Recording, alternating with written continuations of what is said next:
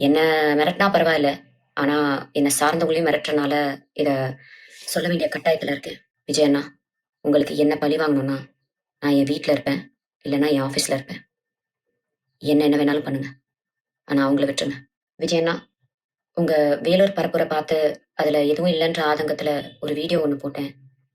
உங்களுடைய ரசிகர்கள் ஆமா, அவங்க ரசிகர்கள் மட்டும் தான். ஏன்னா இன்னும் அரசியல் வயப்படலையே.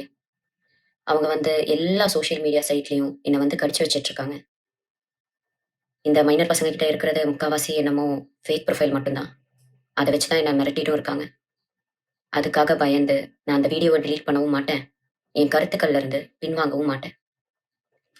என்ன மிரட்டினா பரவாயில்ல. ஆனா, என்ன சார்ந்தவங்களையும் மிரட்டுறனால, இத சொல்ல வேண்டிய கட்டாயத்துல இருக்கேன். விஜய் அண்ணா, உங்களுக்கு என்ன பழி வாங்கணும்னா, நான் என் வீட்ல இருப்பேன். இல்லன்னா என் ஆஃபீஸ்ல இருப்பேன். என்ன வேணாலும் பண்ணுங்க. ஆனா அவங்கள விட்டுருங்க. ஓ! நீங்க பணியூர விட்டு வெளிய வர மாட்டீங்கல்ல? நான் இன்னும் உயிரோட தான் இருக்கேன். நான் வேணுனா பணியூர் வரேன். என்ன திட்டினா என்ன திட்டின மாதிரி தான். மக்கள திட்டின மாதிரிலாம் யாரையும் உள்ள இழுத்து போட மாட்டேன். ஒரு பெண்ணுக்கு சோசியல் மீடியால முக்கியமா எவ்வளவு மரியாதையும், எவ்வளவு மதிப்பும், எவ்வளவு பாதுகாப்பும் உங்க ரசிகர்கள் மத்தியில இருக்குன்றத அந்த வீடியோ கீழ இருக்க கமெண்ட் செக்ஷன டைம் இருந்தா படிச்சு பாருங்க. நன்றி அண்ணா.